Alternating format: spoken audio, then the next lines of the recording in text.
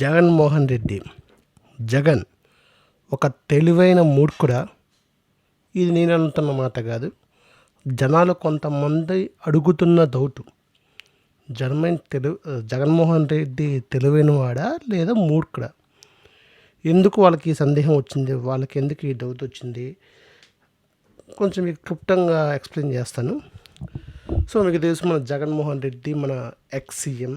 So వాళ్ళ తండ్రి YS Rajasekhara Reddy గారి తండ్రి తర్వాత, వాళ్ళ మరణం తర్వాత జగన్మోహన్ రెడ్డి సొంతంగా పార్టీ పెట్టి అప్పుడు కేంద్రంలో ప్రభుత్వంలో ఉన్న కాంగ్రెస్ పార్టీకి ఎదురుగా వెళ్ళి ఒక ఓన్ పార్టీని పెట్టి, సొంతంగా పార్టీని పెట్టి తర్వాత ముఖ్యమంత్రిగా గెలిచాడు.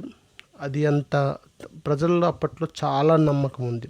తన తండ్రికి లాగే జగన్మోహన్ రెడ్డి కూడా చాలా మంచి సంక్షేమ పథకాలు చేస్తారని చెప్పి, ఆంధ్రప్రదేశ్ రాష్ట్రం డెవలప్మెంట్ చేస్తారని చెప్పి అందరూ అనుకున్నారు. అనుకున్నది ఇక్కడ ఫస్ట్ టైం జగన్కి ఛాన్స్ ఇచ్చారు. సుమారు 60% కన్నా ఎక్కువ సీట్లు, సుమారు 90 సీట్లు 80 సీట్ల దాకా ఇచ్చారు.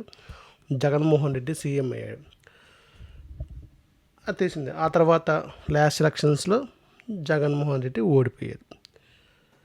ఇప్పుడు ఈ ఓటమికి కారణం ఎందుకు, ఏం జరిగింది దాని తర్వాత మాట్లాడడం. ఇప్పుడు మొత్తం జగన్మోహన్ రెడ్డి ఓడిపోయారు. కొత్త ప్రభుత్వం వచ్చింది. చంద్రబాబు నాయుడు టీడీపీ పార్టీ, పవన్ కళ్యాణ్ జనసేన పార్టీ కలిసి ప్రభుత్వం నడుపుతుంది. ఇప్పుడు జగన్మోహన్ రెడ్డి ప్రతిపక్ష నాయకుడిగా సక్సెస్ అయ్యారా లేదా, అతను ఏం చేస్తున్నారు, వాటి గురించి కూడా తర్వాత మాట్లాడుకుందాం. అయితే రీసెంట్గా ఒక నడుస్తుంది, జగన్మోహన్ రెడ్డి జీతం తీసుకోవటం లేదు, అతను ఒక తెలివైన వాడు అని కొందరు అంటున్నారు, మూర్ఖుడు అని కొందరు అంటున్నారు. ఏంటి జగన్మోహన్ రెడ్డికి జీతం ఏంటి, తనకి ఏం జరుగుతుందో చూద్దాం. మీకు తెలుసు, పోయిన ఎలక్షన్స్లో వైఎస్ఆర్ పార్టీ ఓడిపోయింది. ఓన్లీ 11 మంది ఎమ్మెల్యేలే జగన్ ప్రభుత్వంలో గెలిచాడు. జగన్తో పాటు 11 మంది ఎమ్మెల్యేలు గెలిచిన తర్వాత వీళ్ళు అసెంబ్లీకి రావట్లేదు, అసెంబ్లీ సమావేశాలకి రావట్లేదు. ఎందుకని అడిగితే, జగన్మోహన్ రెడ్డి నాకు ప్రతిపక్ష హోదా ఇవ్వాలి, ప్రతిపక్ష హోదా ఇస్తేనే నేను గట్టిగా మాట్లాడను, అందుకని అసెంబ్లీకి రానని చెప్పి అంటారు. ప్రతిపక్ష హోదా ఎలా ఇస్తావు, నీకు ఎక్కువ సీట్లు కూడా రాలేదు, ఇప్పుడు నువ్వు మామూలు నార్మల్ ఎంపీ వీళ్ళు అంటారు. సో మేము అంతగా అసెంబ్లీ రావట్లేదని చెప్పి జగన్మోహన్ రెడ్డి అసెంబ్లీకి రావట్లేదు కొందరు అంటారు. కొందరేమో కాదు ఈ మిగిలిన 11 మంది ఎమ్మెల్యేలు కొంతమంది ఏమంటారంటే, లేదు వాళ్ళు సరిగ్గా మాట్లాడట్లేదు, కొత్త ప్రభుత్వం మొన్న బాలకృష్ణ నూరుజారెడ్డి మాట్లాడితే ఇలా మాట్లాడితే మేము ఎందుకు వస్తామని చెప్పి వీళ్ళు మిగిలిన ఎమ్మెల్యేలు అంటారు. అయితే అసలు ఏం జరుగుతుందంటే, ఒక ఎమ్మెల్యేకి, ఒక ఆంధ్రప్రదేశ్ రాష్ట్రంలో కానీ ఒక రాష్ట్రంలో ఒక ఎమ్మెల్యేకి జీతం సుమారు 5 లక్షల వరకు ప్రతి నెల, సుమారు 5 లక్షలు విత్ ఎలవెన్సెస్, ఎలవెన్సెస్తో కలిపి మొత్తం కలిపి 5 లక్షల వరకు జీతం వచ్చింది. ప్రతి నెల జీతం ఇస్తారు, అది ఎమ్మెల్యే జీతం. అలా మన జగన్మోహన్ రెడ్డి కూడా ప్రతి నెల 5 లక్షల జీతం, అందరు ఎమ్మెల్యేతో పాటు, మిగిలిన 11 ఎమ్మెల్యేతో పాటు. అయితే రీసెంట్గా అసెంబ్లీలో స్పీకర్ అయ్యన్న పార్టీలు ఒకటి ప్రతిపాదన తెచ్చారు.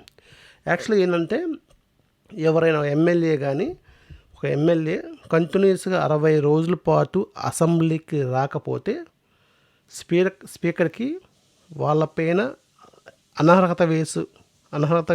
ఎమ్మెల్యేకి అనర్హత కేసు వేయచ్చు. అది ఇప్పుడు ఈ స్పీకరు ఎవరైతే అసెంబ్లీకి 60 రోజుల పాటు కంటిన్యూస్గా రావట్లేదో వాళ్ళ మీద అనర్హత కేసు ఎప్పుడు చేస్తారంటే, వాళ్ళు 60 రోజులు రాకుండా వాళ్ళ జీతాలు తీసుకుంటే, వాళ్ళు 60 రోజులు కంటిన్యూస్గా 60 రోజుల కన్నా ఎక్కువ రోజులు మీరు అసెంబ్లీకి రాకుండా కానీ మీరు ప్రతి జీతం తీసుకుంటే కనుక ఈ స్పీకర్ ఆ ఎమ్మెల్యేలపై అనర్హత కేసు వేసేయచ్చు. అయితే రీసెంట్గా స్పీకర్ దీని గురించే మాట్లాడుతూ, ఆ 11 మంది ఎమ్మెల్యేలు ఒక్క జగన్మోహన్ రెడ్డి ఒక్కడే అసెంబ్లీకి రావట్లేదు, శాలరీ కూడా, అదే జీతం కూడా తీసుకోవట్లేదు. మిగిలిన 11 మంది ఏం చేస్తున్నారు, అసెంబ్లీకి రావట్లేదు కానీ జీతం తీసుకుంటున్నారు. వాళ్ళ మీద వీళ్ళు కేసు వేయచ్చు. సో ఒకవేళ కేసు వేస్తే రేపు కోర్టులో జగన్మోహన్ పిటిషన్ వేయచ్చు, నేను జీతం కూడా తీసుకోవట్లేదు చెప్పి కేసు వేయచ్చు. ఇలా జగన్మోహన్ రెడ్డి ముందు జాగ్రత్తగా ఈ పని చేశారు. సో ఈ విషయంలో జగన్మోహన్ రెడ్డి ముందు జాగ్రత్తగా పనిచేశారు, చాలా తెలివైన వాడు. అసెంబ్లీకి వెళ్తాం లేదు, జీతం తీసుకెళ్తలేదు, కానీ మిగిలిన 10 మంది ఎమ్మెల్యేలు జీతం తీసుకుంటున్నాడు కానీ అసెంబ్లీకి రావట్లేదు. కానీ జగన్మోహన్ రెడ్డి ముందే ఇది గమనించి ముందు జాగ్రత్తగానే జీతం తీసుకోకుండా అసెంబ్లీకి వెళ్ళకుండా ఉన్నాడు. ఇది చాలా తెలివైనవాడని చెప్పి కొంతమంది అంటారు.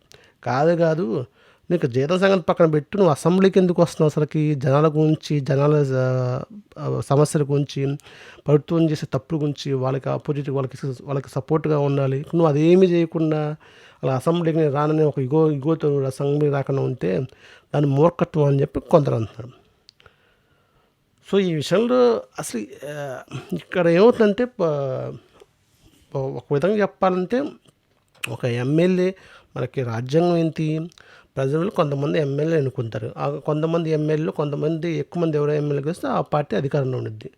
వాళ్ళు ప్రజలకు అవసరమయ్యే పథకాలు ప్రవేశపెడతారు. ఆ పథకాలు ఏం తప్పున్నా ఏమన్నా ప్రభుత్వం క్వశ్చన్ చేయాలని ప్రజల తరపున ప్రతిపక్షంలో ఉన్న వాళ్ళు క్వశ్చన్ చేస్తారు. ఇక్కడ ప్రజల తరపున ప్రభుత్వంలో ఉన్న వాళ్ళే కాదు, ప్రతిపక్షంలో ఉన్న వాళ్ళు కూడా ప్రజల తరపున పనిచేయాలి. దానికోసం మీ అసెంబ్లీకి వెళ్ళి మాట్లాడాలి. కానీ మీ అసెంబ్లీకి వెళ్ళి మాట్లాడట్లేదు. సో సో సో ఇది ఈ విధంగా జగన్మోహన్ రెడ్డి అసెంబ్లీకి వెళ్తలేదు, జీతం తీసుకెళ్తలేదు. ఒక అనర్హత వేసేసిన దానికి ముందు జాగ్రత్తగా స్పందిస్తారు. జగన్